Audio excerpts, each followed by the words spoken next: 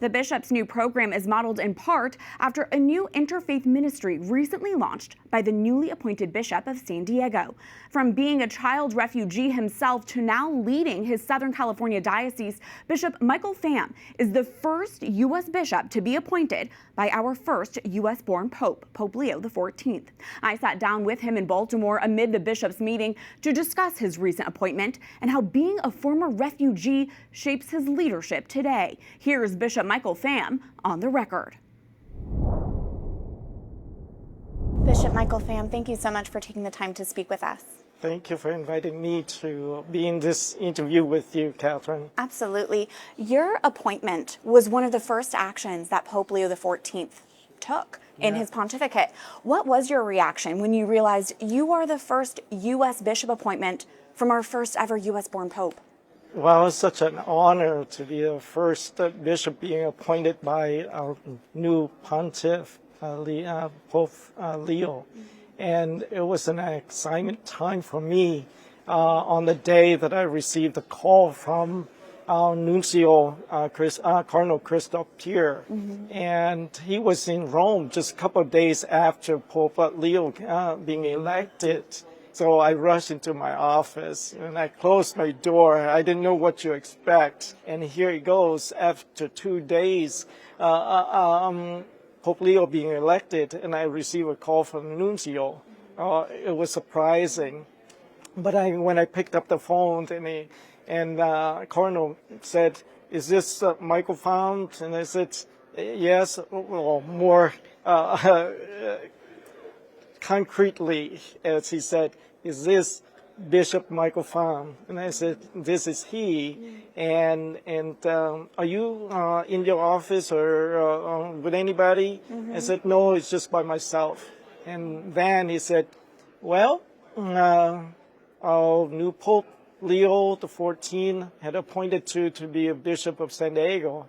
Wow, I was so surprised. It's just a short amount of time. And I was just being consecrated as an auxiliary bishop for over a year. And here came news that Pope Leo appointed me. And at first I didn't think about was the first appointment. And it was so surprising. It was such a short time. And then this came the news, and it's such an honor for me. Nearly 22% of San Diego's county population are people who are immigrants, including refugees who come from other countries. You yourself, you were a child refugee from Vietnam. Correct. Can you reflect on that experience of being a child refugee, and has that uniquely equipped you for this leadership role at this time? You know, as a refugee, escaping from Vietnam was such a difficult, challenging experience for me, just to cross the ocean and to be able to come to the United States, sponsoring by American family back in Minnesota. And through that experience, I saw death in front of my face and life being in the United States. So I'm very grateful as a refugee being sponsored by the family in the United States. And so I'm very grateful who I am today.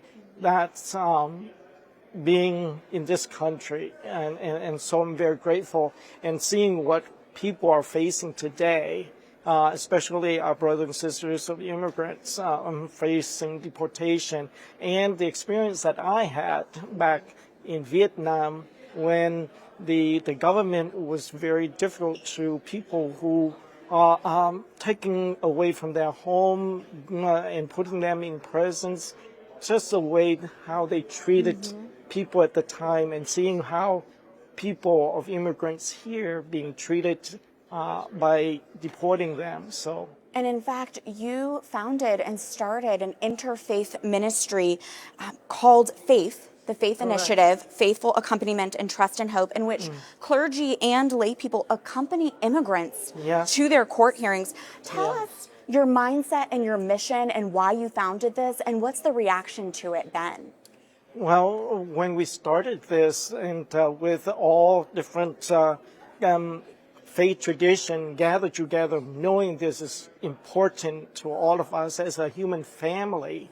And so we came together journeying with people in courts. It was a wonderful experience in the sense that people really thankful that we were there with them because they came with trepidation, fear, and nervousness, and just to seeing us being there with them, they felt comfort. They felt that whatever it is, they're in God's hands. And that was a wonderful experience for us as church to be present in the midst of difficulties of the people. It makes a big difference in people and in deportation as well. One of the most contentious issues facing the U.S. church right now has to do about access of the sacraments for Catholic immigrants who are being detained by ICE. How critical of an issue is this right now? It's very big issues for us that we need to be present and we need to talk to our officials. This is the life faith of the people, and we as ministers, priests and clergies want to be there to support and to be part of their lives and to journey with them. Finally, Your Excellency, what would your message be then to the Trump administration right now as it comes to immigration enforcement from your perspective, both as a child refugee yourself and now as a bishop leading immigrants? I'm grateful for this country, for allowing me, welcoming me into this country, and I'm respecting the law that this country has for the people. But what I ask for the administration is to treat every one of us with dignity and respect and care for each other. We are a human family. We are the people that we connect together as the world. And so I hope that this administration that recognize there is human dignity and values that we all have, that God has created us in His image and likeness, that we are to care for each other, knowing that, yes, we all have, every country has laws and regulations we need to follow, but at the same time, what we ask for is to treat every one of us with respect and with dignity in our lives. And that's what I ask. Yeah. Bishop Michael Pham of San Diego, thank you so much for your time. Thank you.